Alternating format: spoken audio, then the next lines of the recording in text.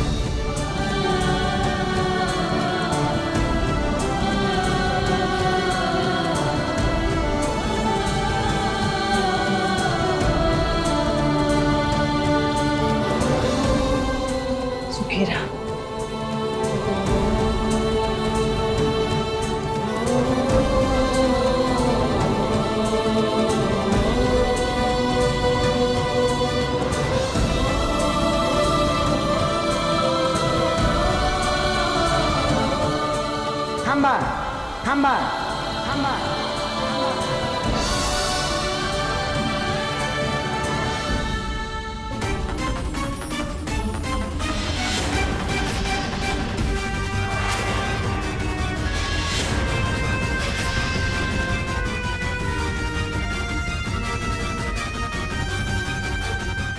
आजी आजी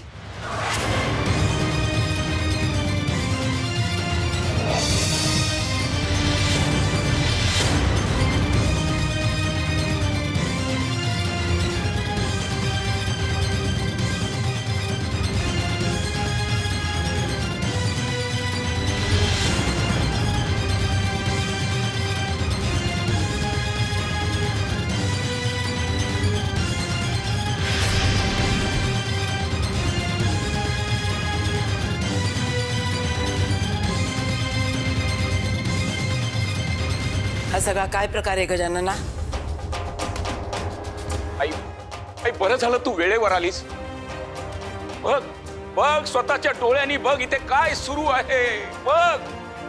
अगं तुझ्या लाडक्या नातवाने बापाच्या शब्दाची किंमत न ठेवता घरातल्या कुणालाही न सांगता सवरता परस्पर लग्न केलंय ग आई।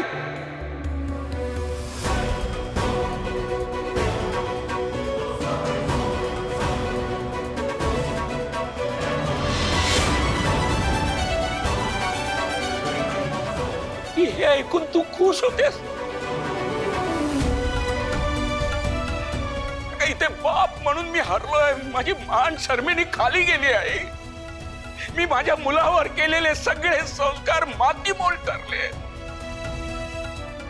आणि तू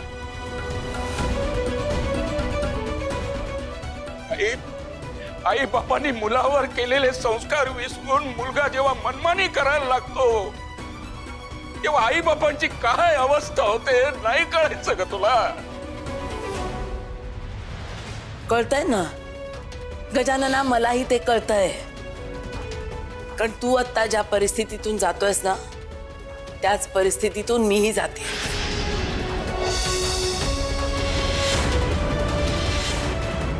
आई काय म्हणायचंय तुला? माझा मुलगाही मी केलेले संस्कार विसरलाय।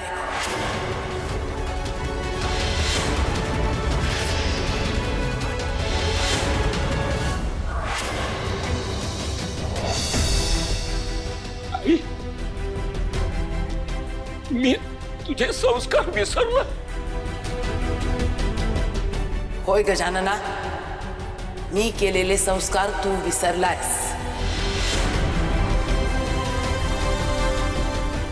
अरे लोकांना लक्ष्मी प्राप्तीसाठी शास्त्र, नीतिमत्ता, नैतिकता याचे सल्ले देतोस ना तू।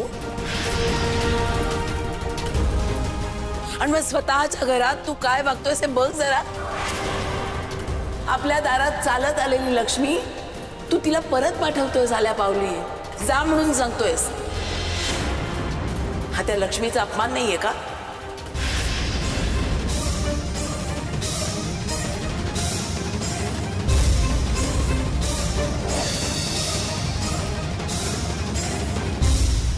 मला माहिती होतं हे असंच काहीतरी होणार आहे, म्हणून ना मी सगळ्यांना अलर्ट करत होते। लावण्या, आता घडून गेलेल्या गोष्टींबद्दल बोलण्याने काही साध्य होणार आहे का?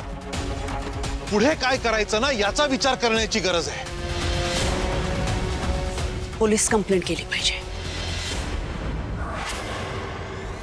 कमिशनरलाच फोन करते. लावण्य ते पोलीस कंप्लेंट करून काय होणार आहे? You just shut up. मध्ये बोल नकोस.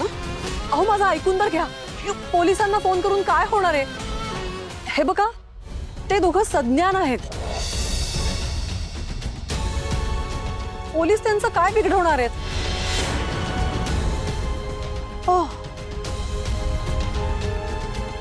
प्लॅनिंग, असं प्लॅनिंग केलंय त्यांनी. आणि ह्या त्यांच्या प्लॅनिंग मध्ये तू सामील असणार नक्कीच. नाही. हो तसंही त्या मिडल क्लास राघवच्या नादाला लागायला रमाला तूच तर इन्स्टिगेट करत होतीस.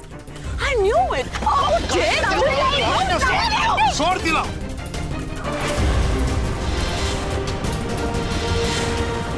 मला काय थांबवतोयस तू? गिरीश, माझी मुलगी पळून गेलीये. मला माझी रमा हवी आहे. That's it. मलाही हवी आहे. मी तिला इथे कशी आणायची ना परत हे चांगलंच माहिती आहे मला. आपण सभ्यता पाळत राहिलो म्हणून हे पुरोहित या थराला पोचले. आता त्यांच्याच घरात जाऊन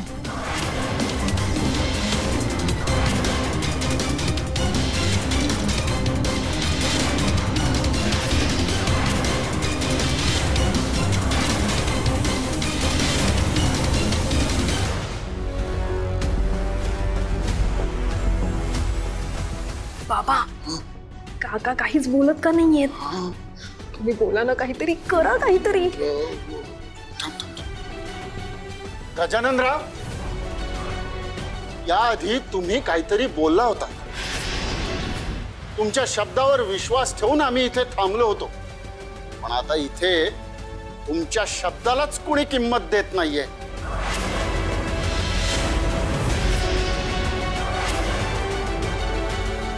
मग आता आम्ही काय करायचं ते सांगा ना. हो ना, नाहीतर काकांनी मला सून म्हणून स्वीकारल्यावर हिला कोणी घरात घेण्याचा प्रश्नच येत नव्हता. आधवा, अश्विनी, या सगळ्यामध्ये तुमचा काहीही संबंध नाही. बाहेरचे आहात, बाहेरचेच राहा. मी माझ्या मुलाशी बोलते. बास आई बास. आता मी कोणाचं काही ऐकणार नाहीये. हे दोघं या घरात राहणार नाही म्हणजे नाही.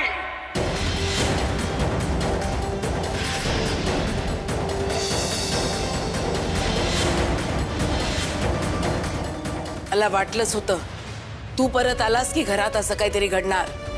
म्हणूनच अष्टविनायकाला न जाता मी परत आले. त्या गणरायांनी सुबुद्धी दिली म्हणायची मला. आणि काय म्हणत होतास तू? या दोघांनी घरात राहायचं नाही, या घराबाहेर जायचं.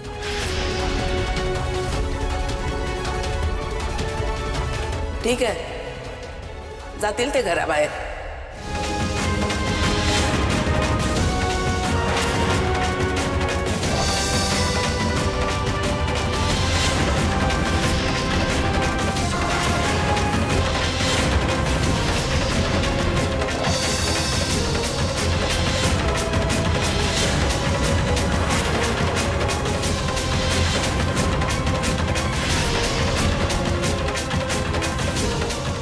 आजी, हे तुम्ही बोलताय?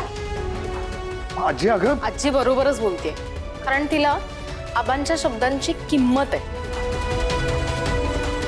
श्रुती गप्प बस.